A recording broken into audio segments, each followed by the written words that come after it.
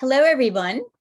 My name is Allison Landsberg, and I am Professor of History and Cultural Studies at George Mason University and Director of our new Center for Humanities Research, the CHR. If this is your first CHR event, I'd like to welcome you. The CHR, the newest of Mason's transdisciplinary research centers, was the creation of a group of faculty members with the aim of supporting humanities research at Mason and increasing its visibility. We're grateful to the Provost's Office and to the College of Humanities and Social Sciences for funding this endeavor. Already, the CHR has begun to foster a vibrant intellectual community on campus, one that engages with the humanities-related dimensions of the most urgent issues of our time. Towards that end, this year's theme at the CHR, around which we have organized our programming, is dissent, inspired both by the passing of Justice Ruth Bader Ginsburg and by the ongoing Black Lives Matter movement. Our first cohort of faculty and graduate fellows is in residence this semester, meeting regularly. They're engaged in individual research projects that take up directly the notion of dissent in its myriad forms and iterations. Our event today, the second of a two-part series, is entitled On Racial Injustice and Restorative Action, a conversation with Leslie Abrams Gardner and Jimmie Gardner. Since part one, a mere week ago, when we were mourning the murder of Daunte Wright, we are now reeling from the murder by the police of Ma'Khia Bryant, a 16-year-old girl in Columbus, Ohio. The conviction of Derek Chauvin for the second-degree murder of George Floyd came as a relief, but our criminal justice system is clearly broken and in need of major reform. Our distinguished speakers today, Judge Leslie Abrams Gardner, is currently a U.S. District Judge of the United States District Court for the Middle District of Georgia. Her partner, Mr. Jimmie Gardner, was incarcerated for 27 years for a crime he did not convict. Both are actively engaged in criminal justice reform. Both have and continue to powerfully voice dissent. My colleague and friend, Stefan Wheelock, will have more to say about them momentarily. At this critical moment in our nation's history, we will ask Judge Abrams Gardner and Mr. Jimmie Gardner to reflect on their lives and their work advancing racial justice, both locally and nationally. It's my pleasure and honor now to introduce you to Professor Stefan Wheelock from the Department of English, who will moderate today's discussion. Professor Wheelock's research focuses on Atlantic history and culture with a specific focus on early African British and African American literatures. In addition to many articles and book chapters, he is the author of Barbaric Culture and Black Critique, Black Anti-Slavery Writers, Religion, and the Slaveholding Atlantic, which was published by the University of Virginia Press in 2015. He's currently working on a book manuscript entitled Promises Lynched, Racial Terror, Religion, and the Post-Truth Foundations of the American Identity. Following their discussion, we will open the floor for questions and comments from the audience. If you have a question for our speakers, please type it into the Q&A box. But for now, I turn the floor over to Professor Wheelock. Thank you, Allison. I really appreciate that wonderful introduction. I want first to thank the Center for Humanities Research, as well as the Dean's Office in the College of Humanities and Social Sciences, for their generous support of this second installment in a key series of exchanges among important thinkers, leaders, and activists. I am also deeply thankful for the unflagging support of directors Landsberg and Catherine Oline, who are the foundation for any success achieved in this effort. The two-part series on racial justice and restorative action, Two Conversations, is the inaugural event for what I and other affiliated faculty are calling the Hindsight's 2020 Initiative. Years-long program designed to help Mason and the greater DC metropolitan area focus on the influence a long history of racial justice has had in shaping persisting forms of structural inequality. The name is borrowed from the aphorism, hindsight is 2020. And in choosing this name for our initiative, we wish to suggest how acutely aware we are that the nation has neither clarity nor assurance regarding how it realizes the promises of racial justice and parity during these uncertain times, which is why conversations such as these are pivotal. In the previous webinar, I mentioned Professor Eddie Glaude's incisive commentary on the ideological structures which preserve and scaffold America's racial inequities.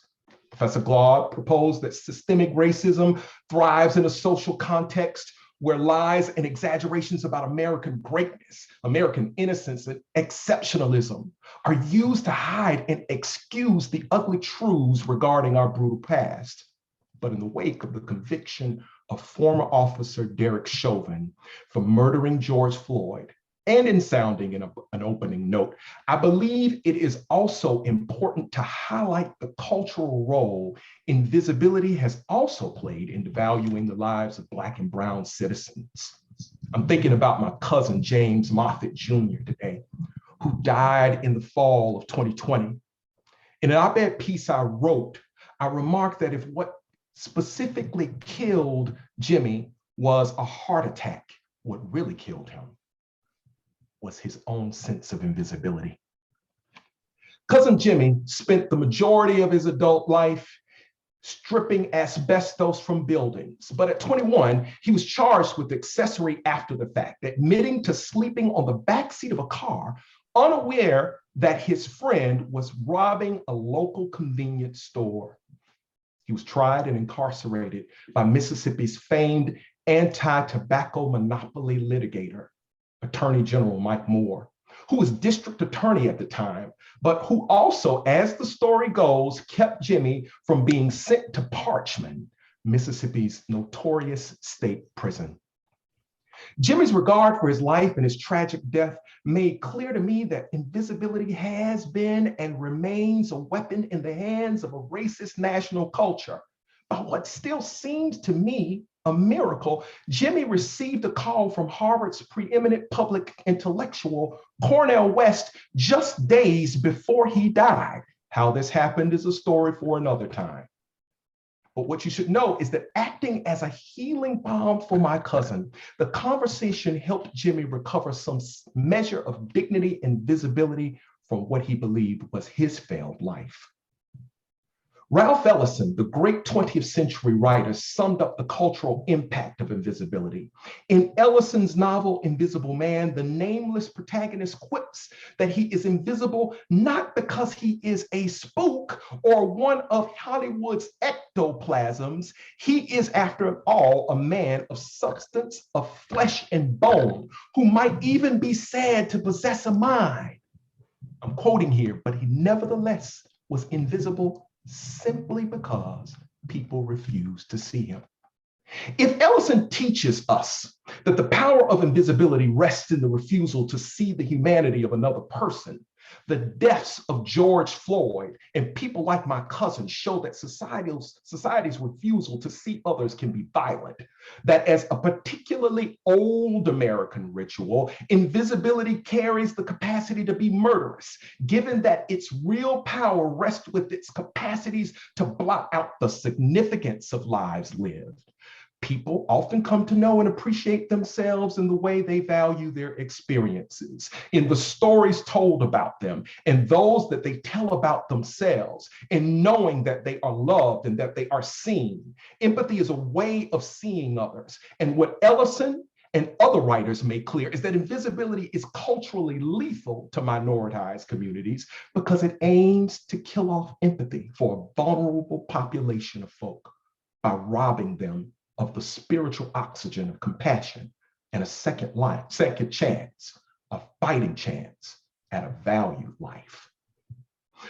Part of the work toward restoring justice and reforming culture demands that we rightly see and value the humanity of Black and Brown folks. And exchanges such as the one we are about to have provides one pathway for seeing, as well as honoring those whose lives have been caught in the throes of invisibility's destructive whirlwind.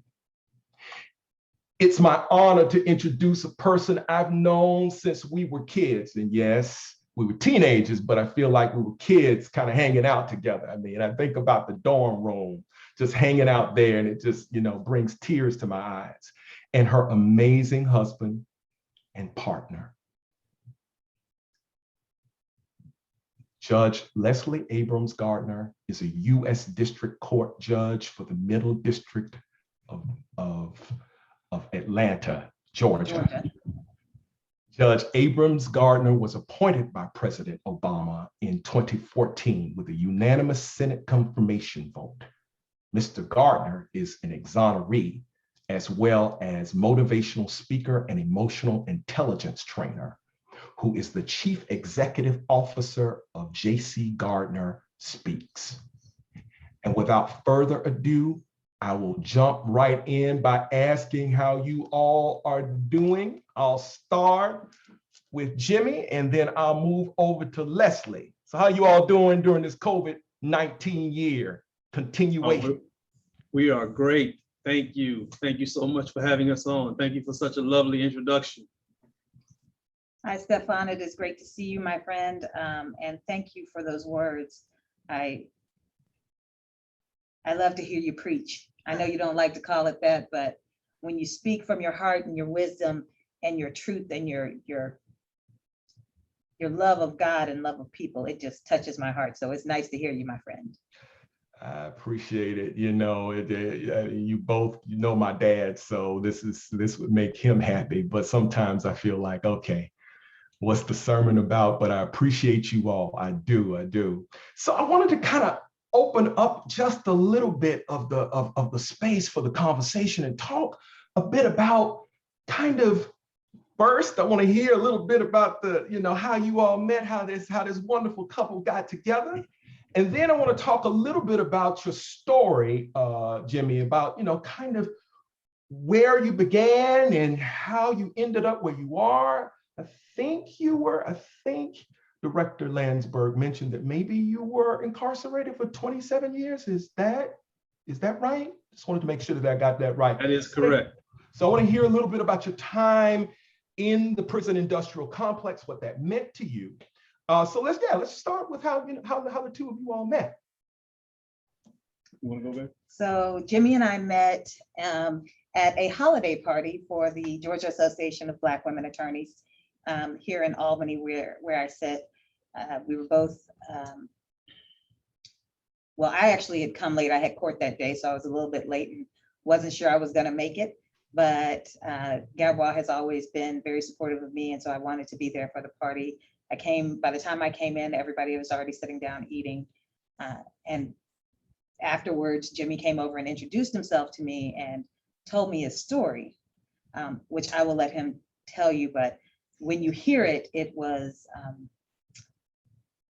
it's at the same time heartbreaking, infuriating, but so full of hope and promise.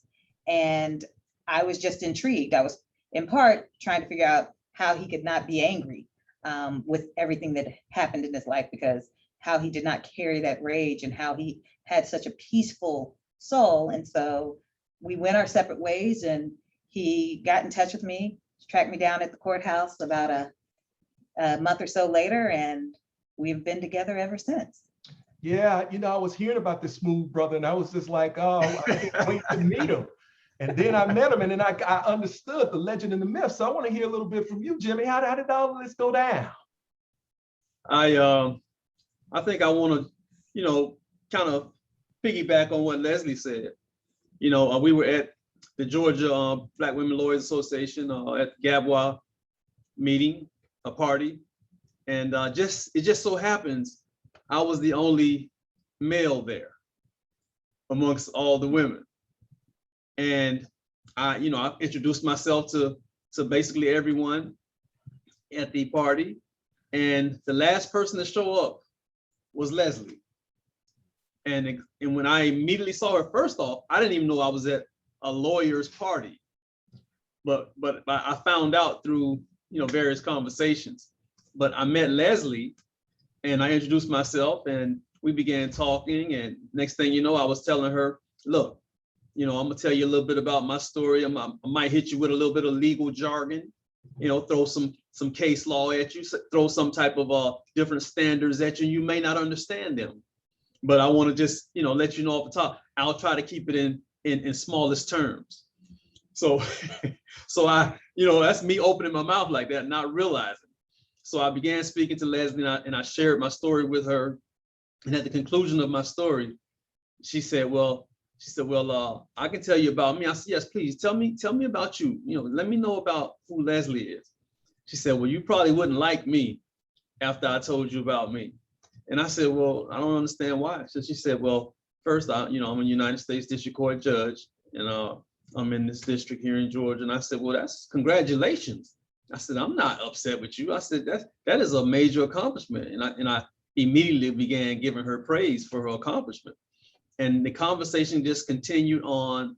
And we got to a point where that evening ended, and I went back to my home. I think I was living in Virginia at that time. So we're kind of talking around why it was funny for Jimmie to school me on the law and what he was actually schooling me on. So Jimmie was wrongfully convicted in 1990 of 2 sexual assaults that occurred in Charleston, West Virginia. At the time, Jimmie had been drafted out of high school by the Chicago Cubs organization. He was playing with the Cubs affiliate, the Charleston Wheelers, at the time, when 2 white women were attacked, were sexually assaulted, horribly sexually assaulted. Both of them identified their attacker as a light-skinned Black male that stood around 6 feet tall. And the forensic evidence was that the same person had committed both attacks. At the time, this is Charleston, West Virginia in '87. They rounded up every Black man in town, regardless of your skin tone. And I will tell you, Jimmie is probably the lightest he's ever been in his life. No He doubt. had just come from spring training, so there was no one who would ever refer to him as a light-skinned Black male. He's also 6'3.5", so he's not 6 feet tall. But they took him in, printed him, they took his blood, they tested him. His blood, the attacker was a type O, Jimmie is a type A. His fingerprints didn't match, nothing matched. They said, thank you, Mr. Gardner, you can be on your way. 2 years later, he's back in Florida and he's arrested for this crime. All of a sudden, the DNA evidence includes him. The fingerprint has shifted from the print of I think it initially was a thumbprint, and now it's a right thumbprint, and now it had become a left index fingerprint. He went through this trial and this was why I was so angry, because I'm a lawyer and I am a judge and I'm part of this system. He went through a trial where he met his lawyer, the weekend before his trial? Saturday. The Saturday before his trial began on Monday. The lawyer went in and said, Judge, I'm not ready. We just got all of this evidence from the government. We're not ready. We need a continuance. And the judge, someone who took the same oath that I took, said, no, we're going forward. Went through this travesty of a trial where the primary evidence was testimony from a man named Fred Zane. And some people might be familiar with Mr. Zane because Mr. Zane was later found, investigated by the Supreme Court of West Virginia because there were so many irregularities. And it was found that he had falsified evidence in almost 140 cases. His behavior after an investigation by the West Virginia Supreme Court was found to be so egregious that the Supreme Court ordered that anybody whose case revolved around Mr. Zane, if he testified or gave evidence, was entitled to a new trial or at least a hearing or to be released. This was in 1993. And one would think Jimmie'd been in jail since 1990. He's thinking, okay, this is my chance. The judge, the same judge who said you have to go to trial even though your lawyer isn't ready, and there were a number of other issues that happened in that trial, but said, nope, you don't count. You're not a Zane litigant. You don't get a hearing. Jimmie went back up to the Supreme Court. Supreme Court said, no, this is exactly who gets a hearing. 4 orders from the West Virginia Supreme Court telling Judge ZaCabe to give this man a hearing. And for 23 years, a judge refused to follow not only just do what was right, but to follow the orders from the West Virginia Supreme Court.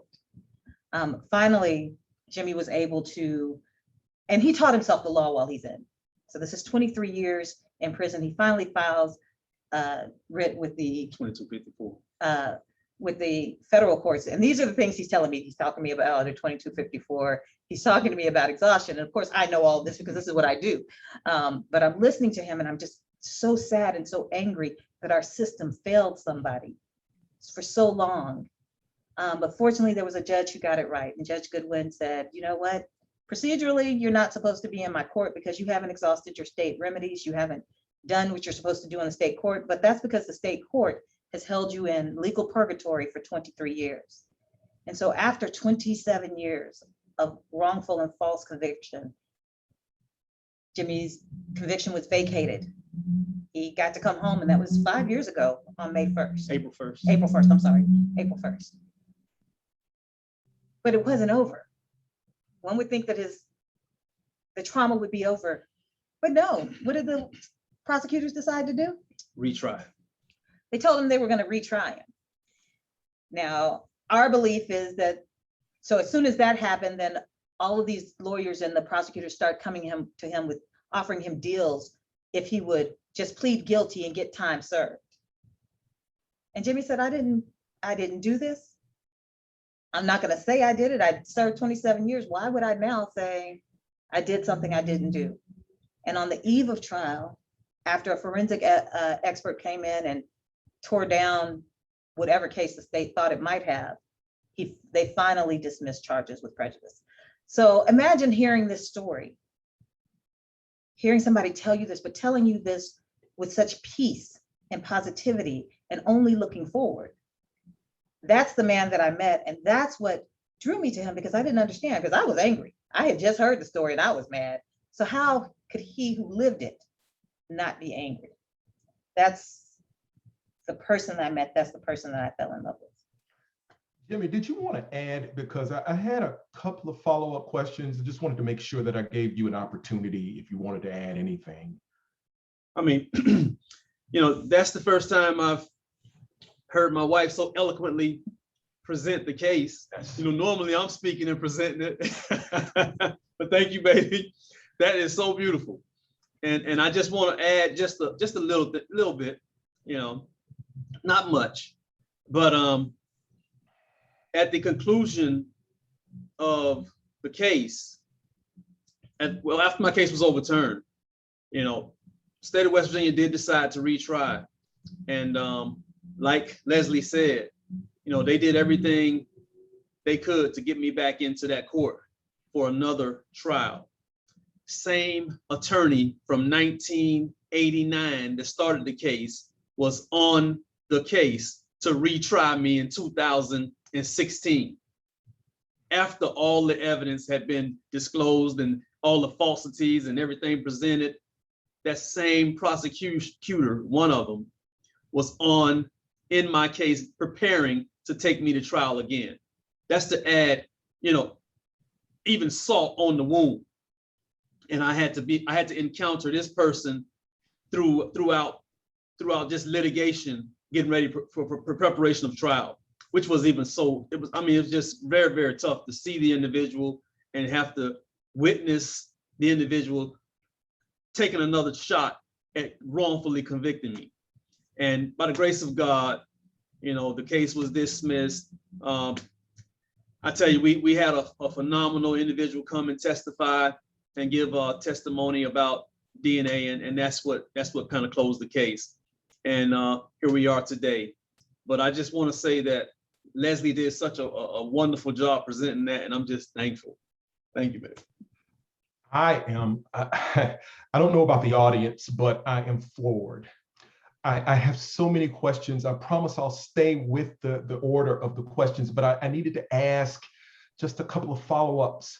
What you said just really brought to mind this incredibly long history that we have in the United States of falsification of evidence against Black people, and particularly the racializing of evidence against Black people. I'm thinking, for instance, in the 1890s with Ida B. Wells and having to try to speak truth to power when we had all of this racialized evidence, this innuendo, falsification of facts that Black men were raping white women at an alarming rate, and then mob justice is used as a way of substituting itself for the state, right? You know, we're going to take matters into our own hands because this person has been accused of being wrong when they may or may not be guilty of the crime. So this is this whole history with racializing evidence. Do you feel that at this particular point, either one of you, that history is really kind of, that racial history is still kind of in play? Yeah, I can take that. I definitely feel that there are still lingering effects from slavery today. It's just in a different phase, a different level of slavery, and going into institutionalized slavery.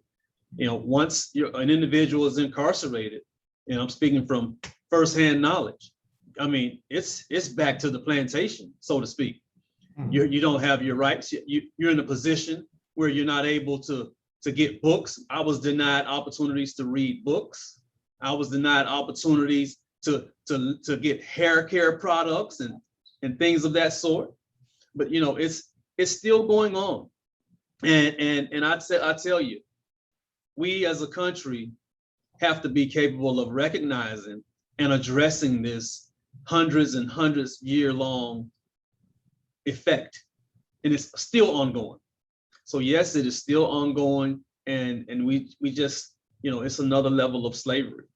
So I would add to that to say that I think with regard to what you're referring to as racializing evidence, I think I look at it from more of a progress stage. So one of the things that we saw, those of us who, if we watched the Chauvin trial, was there was an effort on, there was a lot of talk ahead of time of whether or not Mr. Floyd's criminal history would come in as evidence. I think of it both in the race and the gender context. There's always, whenever you're dealing with a sexual, a case of sexual assault, there's frequently,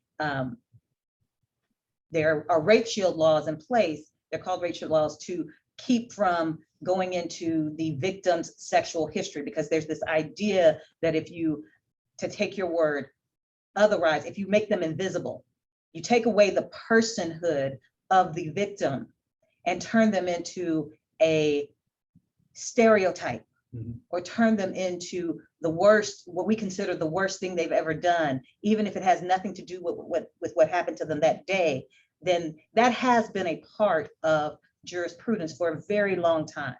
You know, a woman's chastity came into effect as if the fact that you had sex before means you couldn't be raped. A Black person such as Mr. Chauvin, we've seen other trials where the trial was all about how bad the victim was, so that they wouldn't be seen as a person and a victim and a person worthy of justice. And so one of the things that I will say that I was very impressed with the judge in this case and with how this case played out was the focus was kept on this moment, what was truly relevant. And this wasn't let's go through a litany of everything that George Floyd might have done in his life, because that wasn't relevant to what had happened to him. And so I think there is a problem, and there's still, when we look in the press, there's a move to see, when we see, unfortunately, every time we see someone who is another Black person who is being killed, there's a move to pull out the worst thing about them, and forcing the press, for example, when a child is killed, to refer to them as a child, to talk about them as you would any child of any race, and not turn them into an other, not make them invisible, so that justice is not available to them. So I want to push this just a little bit. I want to come back to the discussion of Derek Chauvin and some of that, but I would like to kind of take a moment to think a little bit about some rudimentary concepts that I know that the both of you all are very aware of and expert in. I'd like to hear a little bit from the both of you of what it means when we talk about equal justice. Okay, I want you to follow up, if possible, talking about the threats that the prison industrial complex has to democracy. Is it a threat to democracy? This expanding prison industrial complex and mass incarceration, are they threats to democracy? If so, why? If so, if not, why not? So we'll start with the equal justice question and then we'll move. Either one of you. So equal justice is, it's inherent in the name. It's that everyone is treated right on both sides when we're talking about criminal law, for example. So if you are a victim, you are not treated differently from a victim that has a different skin color. You're not treated differently from a victim who has a different gender, or a different gender identity. You get the same justice as a victim, regardless of your socioeconomic status. That's what equal justice is. And in the same time, when we're looking at dealing with people who are accused of crimes, equal justice requires that those persons be treated equally. You can't, because my background is one thing and I look at you and see someone who might look like me and be like one of my cousins, I cannot as a judge say, oh, I'm familiar with you, so I'm going to go lighter on you than I would someone, or worse, look at someone who doesn't look anything like me and say, I'm going to be harsher because you are an other. So it's taking out that otherism. I think, when I was listening to you as you began, Stefan, I was really caught on the issue of invisibility, because that is one of the most important things that when I took the bench, there were a couple of judges who talked to me and said, you need to make sure that every person who comes before you is a person. Whether you're sentencing them, whether their family that's talking to you, you need to make sure that you see that person, that you speak to that person. And that is something, that's a charge, as my mama would say, a charge to keep I have. It was funny because the other day I was going to pick up some food, and in this COVID time, you're sitting there with a mask on and somebody comes out to you and brings the food, and someone came to my car and said, are you Judge Gardner? And it kind of freaked me out because I'm sitting in my car with a mask on, and so, I don't know who you are and you may not want something nice with me, but it was someone I had sentenced, someone I had sent to jail. And she said, you may not remember me. I'm so-and-so. You were the judge on my case and I'm doing so well now. Thank you.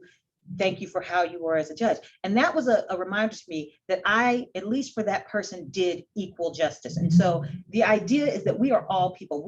I believe we have to have a justice system. I believe that it's necessary for the exercise of democracy. But we have to have a fully functioning, fair justice system that treats everyone the same, regardless if you're standing before me as a defendant or if you were the victim of a crime. That's what equal justice is to me. And we as a country know, and I believe we are moving towards it, but we're not there.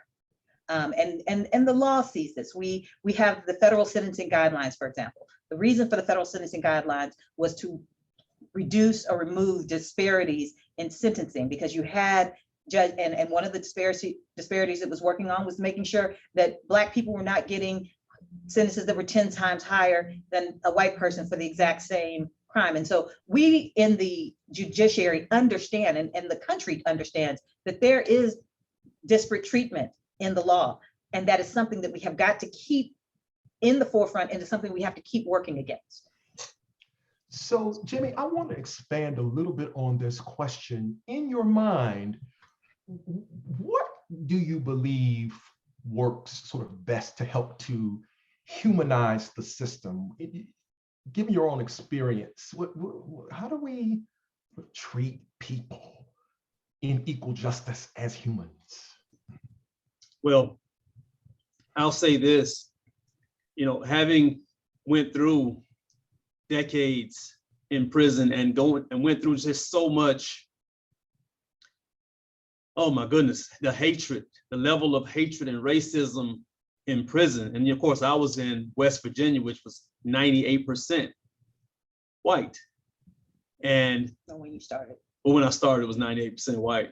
But now it's probably, oh my goodness.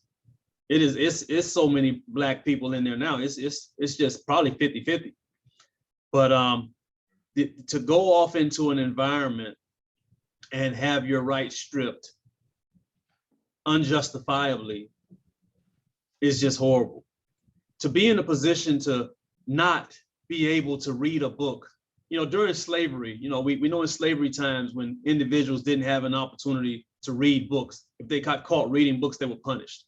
Well, that was still occurring throughout my incarceration. I encountered punitive segregation for having a book trying to gain knowledge and not being capable of reading this book, not being able to have it in my possession, not being able to be taken care of. You know, when you're in a situation where you have the state taking care of you, you don't have the means to take care of yourself. And then it was a situation where individuals were being charged to go to the medical department. And most people weren't getting paid any money, didn't have any funds.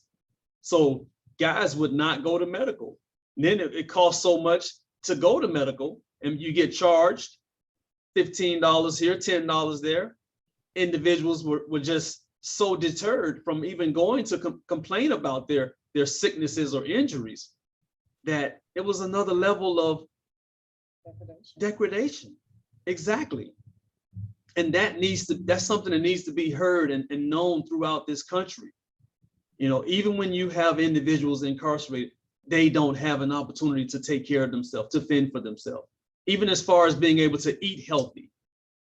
You know, individuals can't eat healthy. They're not getting fresh fruit. They're not getting vegetables. They're not getting proper daily vitamins and supplements and the proper daily nutrients that they need. And it's just a situation where you have states warehousing men, predominantly men of color, throughout the United States, and individuals being in a position where they can't even take care of themselves from far as taking care of their body. Where I was at, we didn't have any black hair care products, no types of soaps, no Weren't there types regulations on how you could wear your hair? Oh, for sure. And this is what really got me. You know, I'm blessed to still have my hair. And while incarcerated, there were these, you know, just ancient rules that you couldn't have cornrows, plaits, braids, parts, or any type of wavy thing in your hair. And this is directed at a certain group of people, we know. But we couldn't do it. You couldn't have it. So therefore you had no hair grease. And I had my hair long. I was forced into segregation, got my hair cut. And so when you're saying segregation, that's solitary, right? Yeah, solitary confinement. So I was forced in solitary confinement because of me wearing my hair, you know, beyond the length of an inch.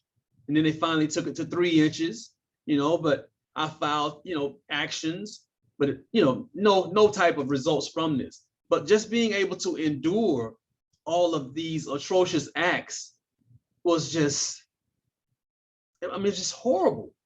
But today, like I said, I'm blessed to be home. I'm blessed to still have my hair. I mean, having to use VO5 only, because that's all I had was VO5, no conditioner, you know, and I can still remember, and I want people to hear this. I can still remember using the butter or margarine from the tray in solitary confinement because we didn't have any, you couldn't have lotion, you couldn't have hair, you couldn't have none of that solitary. I remember using the butter to keep my face smooth and moisturized, to keep my hair. Just because they didn't have the haircut process, I put the butter in my hair to try to keep my roots at least a little bit conditioned. I would use mayonnaise, and I can still recall the guys on the compound making fun of me and laughing and joking like, man, you got mayonnaise in your hair. And I said, yeah, mayonnaise has eggs in it, which are very conditioning for the scalp and the hair. And I learned this from mama and grandma, all them back in the day. So I'm putting these concoctions in my hair because there are no hair supplies, no products for Black men to use. So like C.J. Walker, Madam C.J., or like our ancestors did in slavery, you may do, but what disturbs me is, you know, one of the things that, you know, we've all heard about Willie Lynch's books on how to break a slave and how to control your slaves. And the Mhm. things that they did was, you control how they are allowed to who they can gather with. Sure. You control their music. You take away their culture. You Mhm. take away, Identity. telling people how to dress, how to do their hair. That is something that you can just draw the line Yes. from one end to the other. So when you talk about these things, one, I'm inspired by the ingenuity, how you were able to adapt, but I'm deeply saddened. My great grandmother was one generation out of slavery, or I guess a generation and a half, but she knew her grandmother who had been a slave, and she made us all learn how to read upside down. So if a book was upside down, and learn our alphabet backwards. And her reason for that was, Wow.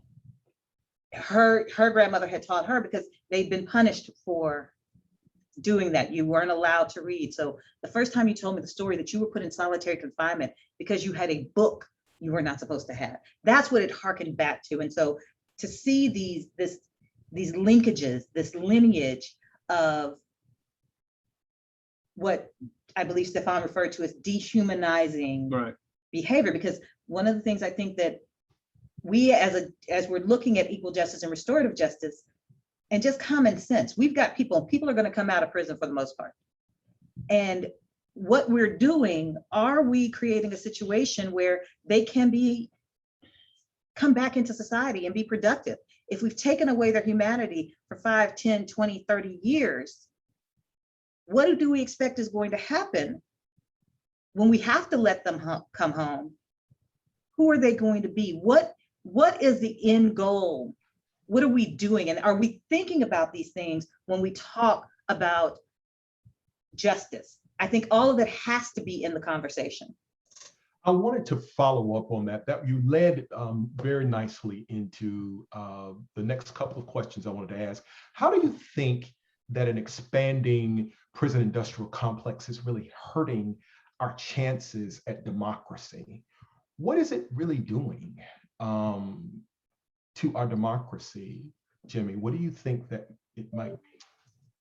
Well, I believe, this continuation of incarceration and giving individuals, lengthy years and placing individuals under certain constraints is totally eradicating our democracy. And placing individuals in prison, that's not the answer. It's not the answer. We as a people should be capable of dealing with our own people, with our fellow human beings in a more civilized way. You have individuals that have mental issues. You have individuals that we don't know the experiences, their livelihoods, but we know that there should be some type of punishment. But is that punishment to lock up and throw the key away, to incarcerate and put them in an inhumane position? I think it's heading straight to the core of our democracy by allowing these continual incarcerations, long sentences and punitive segregation while individuals are in prison, placing individuals that have mental health disorders, placing them into prison and not allowing them to get the help and treatment that they deserve. I think it's doing a disservice to our democracy. And we as a people in this age, 2021, we are in the 21st century, and we are still treating it ourselves inhumane by throwing the key away, locking you up, putting chains and things around your neck, taking you to the firing squad, putting you into lethal injection situation, killing individuals. So inhumane, and it's eradicating our democracy because we are a better people, and we're allowing this stuff to continue to happen, and it's continuing to happen to more and more of our people. But I believe, we're coming to a place where now you have different types of crimes and punishment occurring, and it's not just affecting certain levels of individuals. Now it's permeating to affect all of society, and things are being viewed in different lights. Now we have police courts. Now we have courts where individuals, drug court, instead of being back in the 80s in my time, instead of individuals, they were given mandatory life sentences for a gram of cocaine or a few grams of cocaine. Now we have mandatory drug sentencing. Now we have opportunities, which is bad. Now we have opportunities for individuals to get help and go to a rehab before being placed into prisons. Now it's let's deal with the problem. And it's okay. It's okay. But there were a group of individuals, there was an entirely group of people that didn't get that help and were were denied constitutional rights and denied opportunities for life and liberty and to raise their kids to grow up and be in a positive fashion, a positive way, and give to society. So, but today we have these drug courts. We have these opportunities to try to heal. So I think locking up is not the answer. And if we look at various countries throughout our world where they're dealing with incarceration and crime and punishment from a different perspective, we need to take a lead, take the note on the lead. Thank you. It's clear that these are key issues: over policing, mass incarceration, the prison industrial complex. And I was wondering, Leslie, if you could talk a little bit about the history behind it, you know, how it's linked back to practices of convict leasing and the such.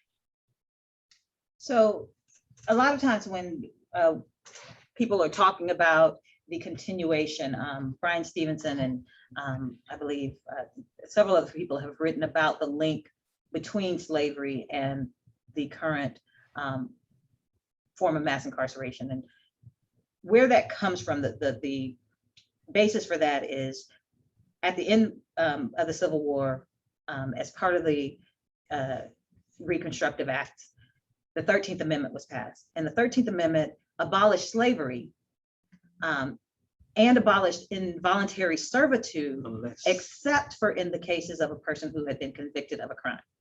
And well, I don't believe this was the intent. It became a loophole for those who wanted to regain the Old South. And so after the Civil War, the infrastructure of the South had been decimated. You had all of these wealthy planners, and as it is generally, but the wealth in the South was concentrated in the hands of a very small portion of people, you know, would have been, you know, the 1%ers back in the day, who had all of the land.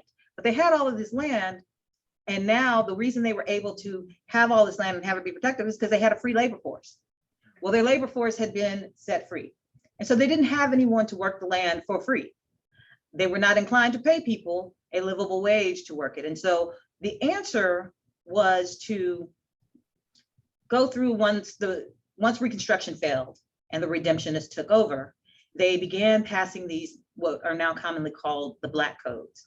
And these were laws that made it easy to basically lock up Black people. So you could get locked up for vagrancy. And vagrancy was defined in many places as simply not having a job. If you were not employed, you could go to jail. They were made penalty, loitering was made a felony. Loitering was simply being outside for if you were Black. And so you had the state, and you had these bands of people who were literally roaming around, kidnapping, I would say, but arresting Black people. And it was Black men, it was Black women, it was Black children were being arrested, convicted of a felony. And then because you had a conviction, the state was then would then lease them back to the plantations where they formerly worked, or would lease them to the railroads or any other business that needed some free, cheap labor. And the states began to make money off of the bodies of people that they had, I would say, wrongfully incarcerated for doing something that before that would not have been a crime, and something if you were not Black was not a crime. And so we had this, and then it spread. It left the South. It moved its way up north. And that is the foundation for our current system of mass incarceration, but it's tied to, and it wasn't just about money. It was also people in the South, the Redemptionists, wanted to reinstate or I'm not sure that it ever went away, so I'm not sure reinstate is the right word, but to reaffirm the racial caste system in the South. And so that's why there was a separate set of laws and a separate set of things that Black people had to live under. And when I was thinking through this, one of the most horrific accounts I've ever read was about children who were just being snatched off the street by police or by roving bands of, you could make citizens arrests. So just roving bands of people that came and said you were doing something you weren't supposed to do. You'd be taken away from your family, put in prison, and then farmed out to somebody. A lot of them were kidnapped and forced to sign contracts of lifetime labor.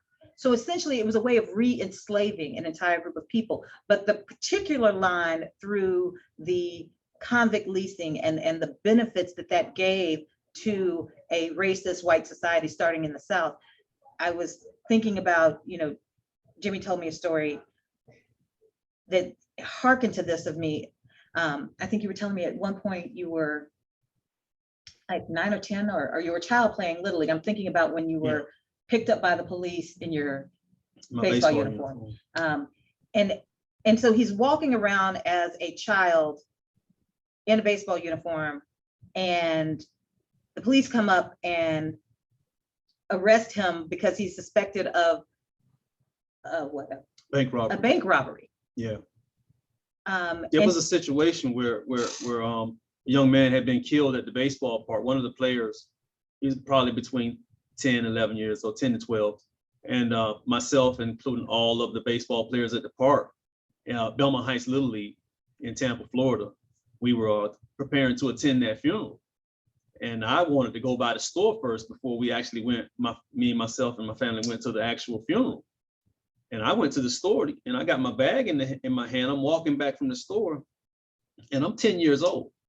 And the police officers swarmed in on me from north, south, east, west, and the helicopter. And they had guns drawn on me. And I'll never forget this. I'll never forget the officer saying, we had you mistaken for a bank robber. And I'm thinking, is he 10 years old, about 70 pounds, with a bag in his hand? Did the bank robber wear a baseball uniform? I mean, it was ridiculous. But they took me home to my family, and I never forget my family, my great aunt, Miss Alberta Lamar. She was so mad and angry at officers, and I was traumatized by that. And that was 10 years old. Oh, and to me that's kind of that line of, when he told me about that, it just harkened back to all the stories I've read about the use of force, just swooping in and grabbing a child and not having any agency over yourself and your body. And that was 40 years ago, but it's still something that harkens back, so that when we're looking at this history, I think it's important. Those who forget their history are doomed to repeat it. And so I think it's very important for us to have these conversations and recognizing that nothing we're going through is what our ancestors went through, and not at all doing that, but understanding the similarities and the linkages, because that's the only way we're not going to find ourselves there again. Yeah, and I tell you, Stefan, I always let people know. People say, well, you're smiling, you're happy, you got such a great spirit. But yeah, in the beginning, it wasn't like this. You're seeing the finished product. When I went in, I had rage because I had been convicted falsely and wrongfully.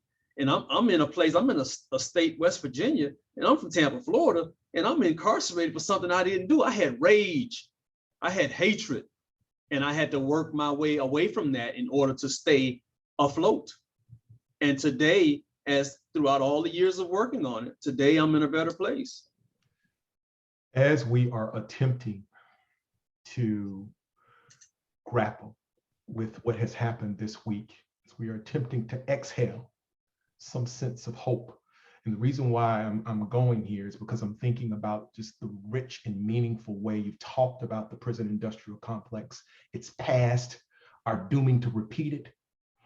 I'm thinking in this post-conviction moment of Derek Chauvin about the promise of the moment. Is this moment promising? Does it have potential to help reform the criminal justice system? Is this a flash in the pan? How do you feel about this, Jimmie? What do you think we are? You know, that's a very good question, and a question that I don't want to just jump out and say anything, but I'm an optimist, and you know, I've witnessed things of late since me returning back home that I hadn't seen in 30, 40 years, you know. But this conviction of Chauvin for Mr. George Floyd's death, this is the beginning. And you know, our country has witnessed, I mean, countless people of color murdered on the streets by police officers. We have witnessed this, and it's been countless non-convictions, non-arrests, and I'm just praying that we're headed in a right direction. I believe a movement is definitely on the rise, and that is because we have so much technology today that's showing these senseless murders, and it just didn't start now. People of color just didn't begin being tormented and murdered on the streets by law enforcement. This has been going on since the inception of police. And I can think back my entire life, I've witnessed it, even on the inside. But today, there's more visual opportunities. Individuals that have these phones, and they're showing the accounts right when things happen. So the whole world is viewing these inhumane actions. And now the entire world is actually marching to a different drum, a different beat. And I believe we're moving in a positive direction. We have a lot of work to do, but we're making the first step. The first step, the process has begun. So like I say, I'm an optimist, and I want to keep that optimism. And I just want to say that as long as we recognize and hold individuals accountable, we're gonna move in that direction. It's gonna be a brand new day. Your discussion about the cameras was particularly striking. I mean, I look at the both of you all are activists. You've done so many amazing things, and I'm thinking about the role that our highly technological world has played in this, and how that's helped to ensure certain forms of justice to take place, because now we can see it on tape. So I was really just musing over what you were saying, Jimmie, and thinking about the nearly 10 minutes that their Officer Chauvin, former Officer Chauvin, had his knee on his neck, and just how we were just caught, how the world was caught by that. And I'm just amazed by where we are and what we are doing. Leslie, did you have any thoughts on any of this? Or So of course I think of everything as a lawyer, and one of the things that the way that I look at how technology is acting now is that it acts as corroboration. And one of the, I would say, unequal ways that justice has been unequal racially across the years, as you know, there were times where a Black person was not allowed to testify against a white person in court. You simply could not give evidence. So if something happened, if somebody white was, for however, even accused or prosecuted for a crime against a Black person, another white person had to basically bring the evidence of that. And that kind of has gone forward. So even though we've all heard stories and people have said things have happened, they weren't believed. They did not have the credibility. It again goes back to that invisibility and that lack of equal justice, that their word was not taken in the same way, oftentimes based on skin color. And I would say the same is true for gender. But we're talking about race here, but there throughout history, who is believed, who walks in with credibility has been tied to your place in society, who you are, what you look like. And that is a pivotal part. Justice verdict is to seek the truth. And the only way to do that is to take evidence in court, and that evidence has to be believed. And so if you come in with a lack of credibility because of society, then that is stacked. And that's not something that the justice system in and of itself can fix. A lot of these things are bigger societal issues. If you are standing before a jury of 12 people, which is the way our system works, if that jury is predisposed not to trust you because of how you look, because the jury is not diverse or for whatever reason, then that is a problem. And I think those are the things that I, as a judge, struggle with, that lawyers struggle with when you're making sure you want to have a fair jury. And there are laws and rules in place to make that happen, but that doesn't always happen. But the one thing that I say that technology is doing with all these cameras is we can't change people's hearts and minds and what they come in with. You can try to go through the voir dire process, make sure you're getting fair and impartial jurors. But what technology has done has added that level of corroboration.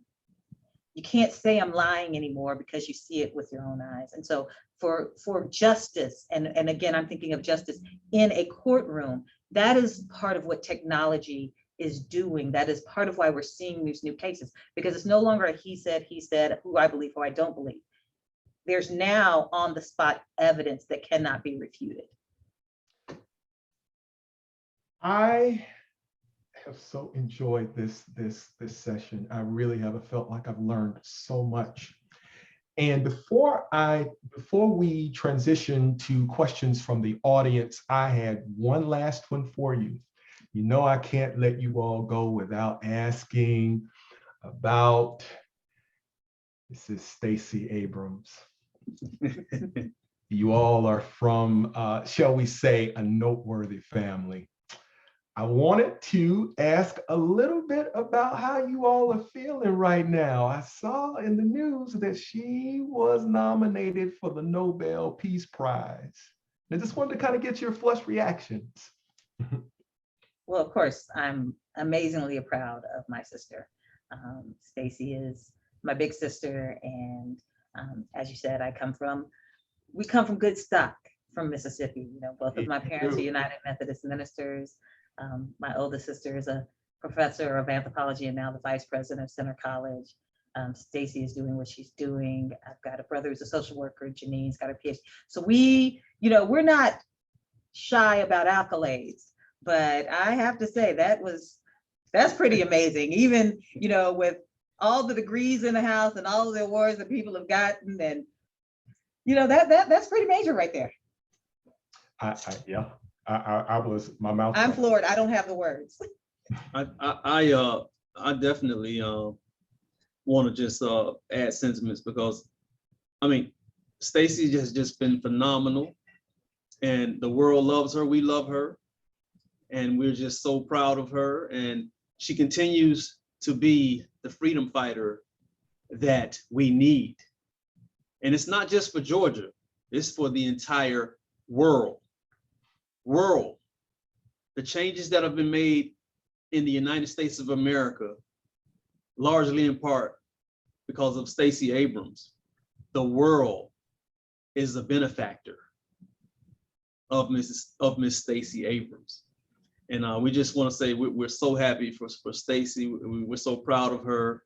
And every time I'm around the family, it's just such a blissful time, and we just appreciate each other, and we love each other, and that's what it is.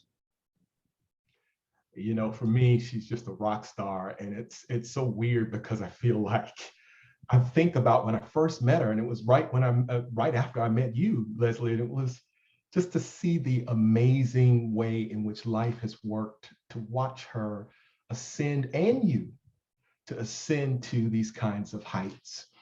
So what we wanted to do was to open up the discussion a little bit, to have some people ask some questions. So I'm going to let my colleague and friend, Dr. Landsberg, pose some of the questions, and I'll continue to moderate.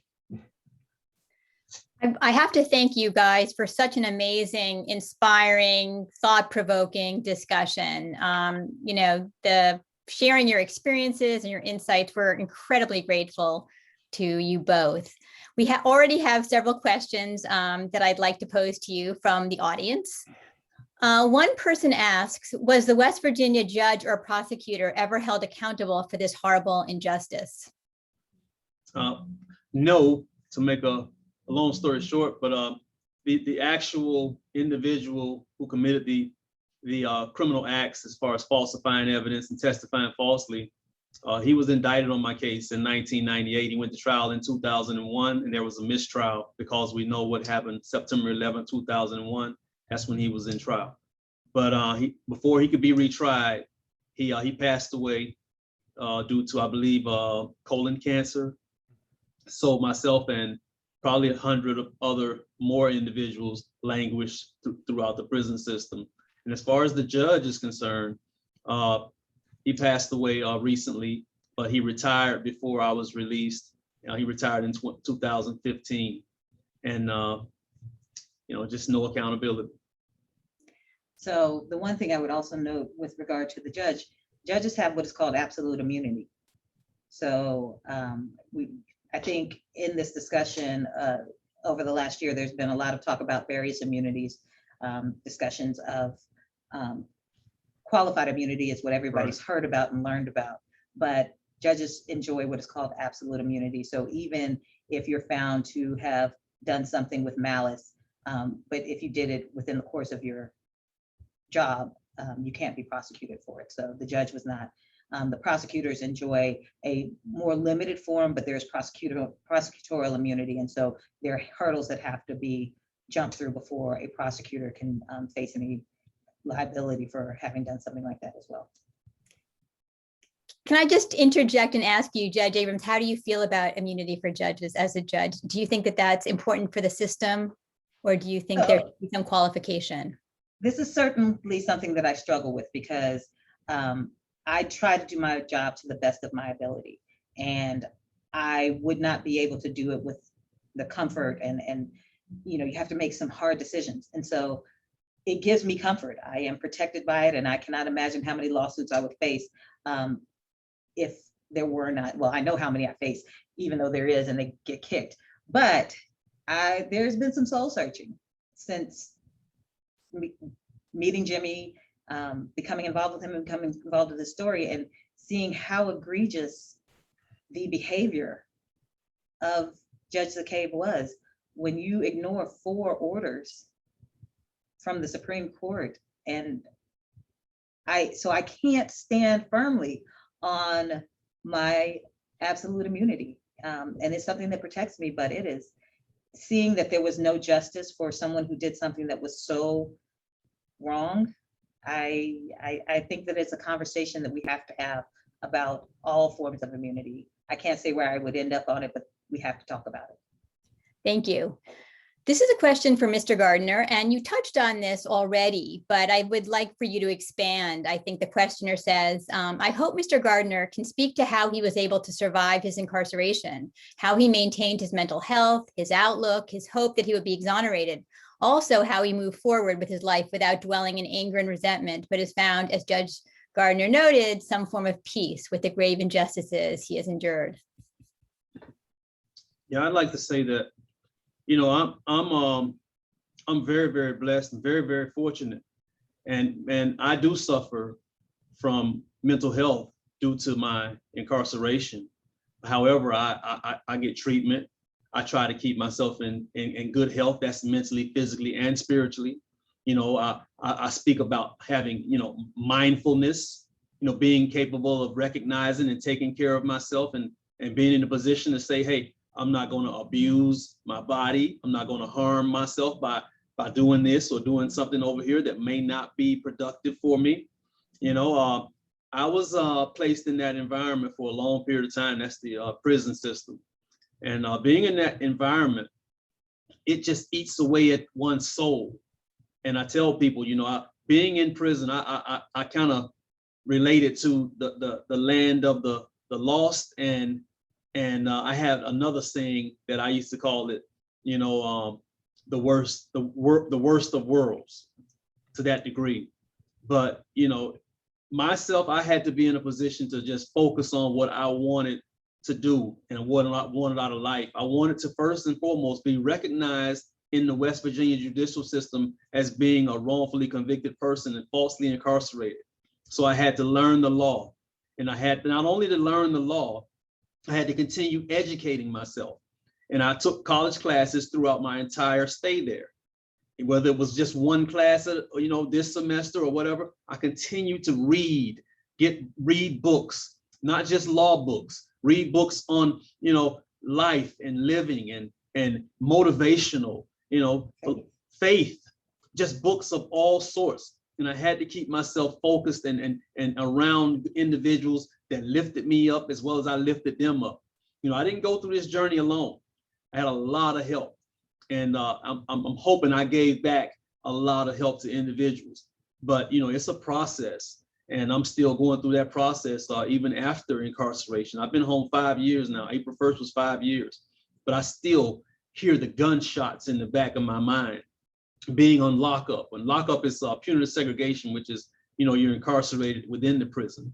Being on lockup, sentenced to 2 years and having officers, shooting shotguns in the lockup. I still hear the shotguns going off, and I still hear, individuals yelling. There are stabbings, killings.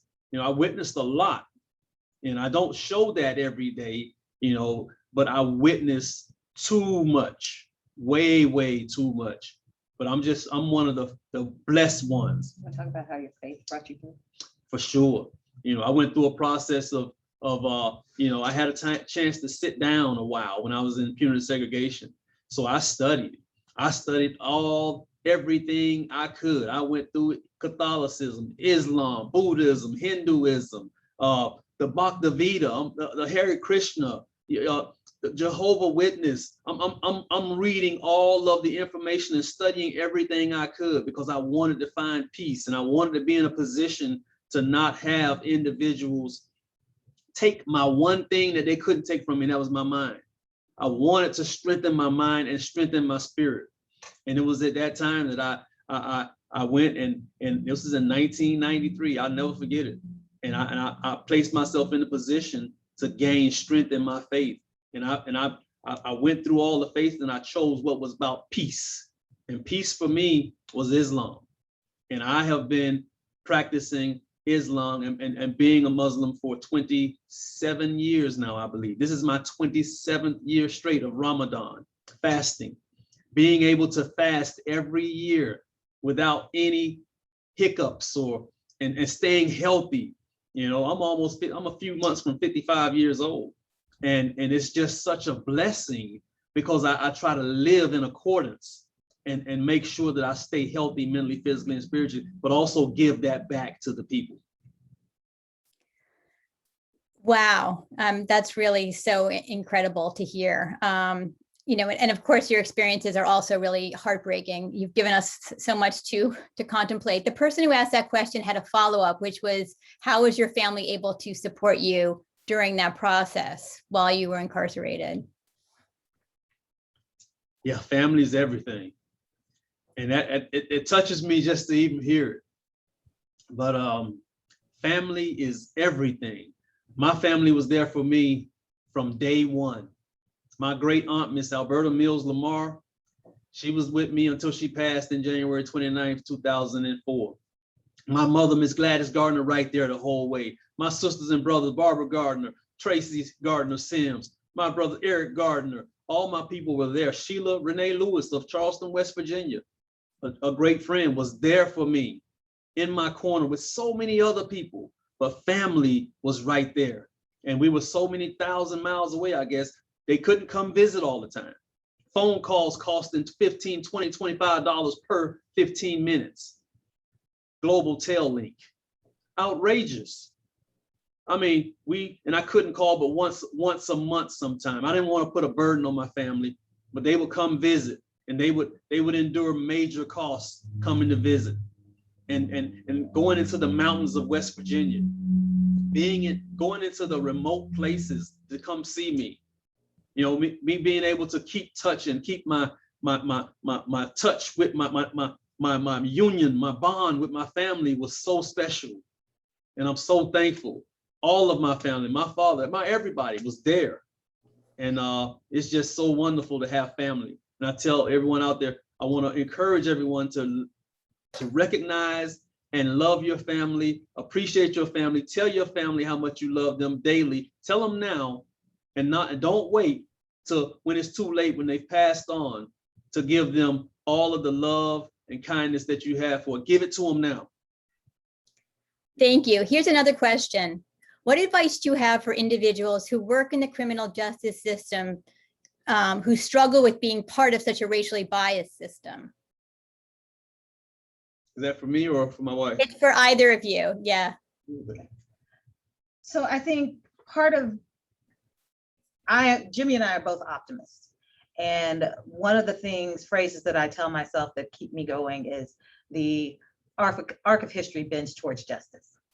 And so we have to know our history. But I feel like if we know our history, we know we can get better. We know we can do it right. We know we can improve it. I am the great-great-granddaughter of slaves, and I am a United States District Court judge. You know, my great-grandmother or my grandmother couldn't vote for a large portion of her life. And this is where we are. So I know, I see history. It is slow, and progress is slow, and promise is slow. But it's because of people who didn't give up and step away. It's because of people who stayed engaged. I became a lawyer, wanted to be a lawyer my whole life. I wanted to be a judge because I learned when I was in the 2nd or 3rd grade about Thurgood Marshall and Constance Baker Motley. They were the model for me, and they did not abdicate from the system. They stayed in it. So we have to recognize what is going on around us and then say, one, how can I not be a part of that problem? Where is my implicit bias? Because the fact that I'm Black doesn't mean I don't have it. I have to recognize it. I take classes on implicit bias, and I do my best to recognize it. And then when I recognize it, I act on it. And that's all anyone can ask of themselves, is to, at the end of the day, can you say you did the right thing? That's my goal, and that's what I do. And I think by doing that, by being here, by being present, I'm helping the system get better. No doubt. That's really, lovely. It suggests that you have faith in the system, even as you see its sort of dire faults. And I think that's crucial. Here's another question. What is your stance on the prison abolition movement? Oh, I'm definitely pro getting rid of it. You know, like I stated earlier, you know, prison, it's oppressive. It's majorly based upon individuals that may not have, you know, the monies to take care of retaining lawyers, putting themselves in a best position to have a fair trial. You know, prison, it kind of eats at individuals that have been marginalized, and these individuals are taken through the justice system, and they don't have, it's not equality. They don't have the same opportunities. Like we were saying earlier, you know, just going in the courtroom as a Black man being charged with crimes against a white person. And then you say a jury of your peers. People say, well, you're going to be tried by jury. No, an all-white jury that was in such of a rage about what had happened in this little town. And I'm a Black man coming in being charged with these atrocious acts. It was horrible.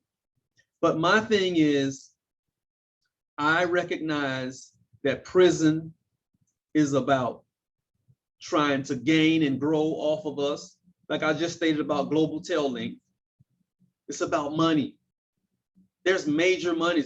Individuals working in the prison, getting paid 50 cents a day and making and doing work that individuals out here would probably make $100,000 to $200,000 a year.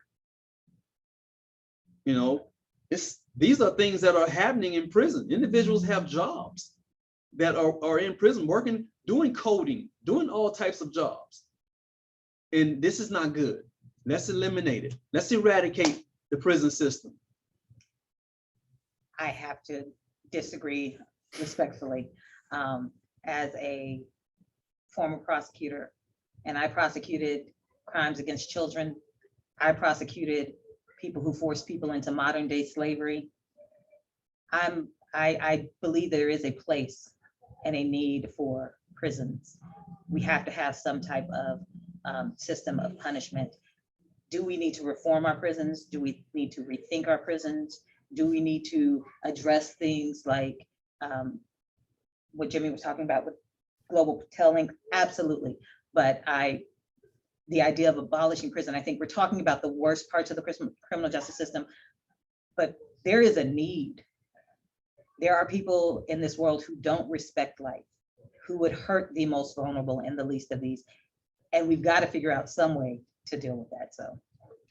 Well, earlier, Mr. Gardner said that he thinks that there are other better models of prison systems in other places. And I wonder if you could sort of share with us where you think, what would be a kind of model for us if we were going to radically transform our prison system. Well, I watch minimal TV, but I've seen in the past where, countries, Denmark, countries over in Europe, instead of being in the punishment, it's about truly being in the rehabilitate or trying to address one's need. And majority of individuals incarcerated have mental issues. So we can deal with individuals from a mental aspect instead of locking them up, throwing the key away, or putting them on death row and electrocuting them and firing squads and all this. I just think, yeah, you should. There's accountability. I believe in accountability, but I just think the prison system is not the right way. And I mean, the history of the prison system and its barbaric ways, we need to move away from that. And that's just my belief. But I just believe in dealing with the making the solution, not adding more into the problems. There's another question here. This person says, "Good afternoon, brother. I love your spirit, soul, and passion. I work for corrections as a worker in a prison. What advice could you give us as workers in corrections?" Well, let me give you a story. I used to speak to correctional officers coming into the prison in Moundsville, West Virginia, and Mount Olive Correctional Complex, talking to them about, look, this environment is going to affect you. It's going to affect you rather, one way or the other. And it's not just the prisoners that are being negatively affected. It is the officers also. They're taking home with them all the stress and all of the egregiousness of what happens in prison. They're taking that back home, and that's going to their families, and that's going from their families to the next families. It's going back into society. It's changing lives. And I tell individuals, you're in this prison working, and you don't think for one day that the horrific acts and the culture of this is not bleeding on you. It's bleeding on you, and you're permeating and perpetuating this here, and it's continuing to happen, and you're taking it back out. I believe that those individuals listen to me. I used to do orientation. I do orientation to the incoming prisoners. I talk to officers, and that's not something that individuals would do a lot. But I would speak, and I would speak in a positive way to let individuals know, look, I want all of us, we're in this together. I don't believe in separation. We're in this together. If you can treat me humane, that's number one. That's number one for me, to keep me in a humane mindset, to keep me in a worthiness type mindset, instead of mistreating me because you have authority. So I would engage in conversation and first get the individuals to say, hey, look, they're human beings just like you. We are all human beings. Let's treat each other with this respect and regard. That's my quote of the day and my little information for the officer. Excellent, thank you. We have one final question. This questioner says, many in the audience right now are faculty members and students in the university environment. Beyond our teaching and learning, what actions can we take to help bend the arc of the universe towards justice faster? Oh man, let me jump in on this first. As a senior at Chapman University, where Chapman University is tops. They're leading in DEI, and they're showing the way. I say engage, become more involved in DEI, diversity, equity, and inclusion. Provide more opportunities to individuals within your universities. Bring in, I guess if you don't have the Pan-Hellenic people there, bring them in, bring the Divine Nine into your university. Bring these fraternities in. My wife's a Data. Data? I mean, I'm sorry, a Delta. I'm sorry. I want her to be a Zeta so bad. But my wife's a Delta and I'm a Phi Beta Sigma Incorporated. You know, that's my fraternity, Phi Beta Sigma Incorporated. But I tell you like this, incorporate more opportunities for young folks and faculty to become more involved with one another. Engage in conversations that are on topics of today. Allow for opportunities for individuals to share and create and provide, you know, information about ways they might have, things they might have in their mind. Give opportunities for progression. Yes. Absolutely. So well said. And an excellent note for us to end on. We can take those words and move forward with them. So I, from the bottom of our hearts, we thank you both so much for this really thought-provoking, deep conversation. And we're grateful to you for your time. Thank you for having us. Thank you guys. We really, really, really appreciate it. I wanted to say one last thing before we go. I was thinking about what Jimmie said, and I was thinking about the greatest abolitionist, 19th century's greatest abolitionist, Frederick Douglass. He said that when he began to read books, he finally found out that he was no longer, that he might have been a slave in form, but he was no longer a slave in fact. And what Jimmie reminds me of is that one day in society, hopefully we can get to the point where we are neither slaves in form or fact. That's right. That's right. Thank you, brother. What a beautiful benediction. Thank you. Really appreciate it. Thank you. Thank you. Man, it was our pleasure. Ours. Definitely ours.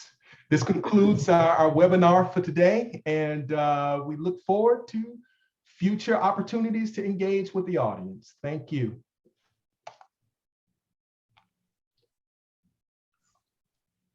Yeah, we enjoyed this.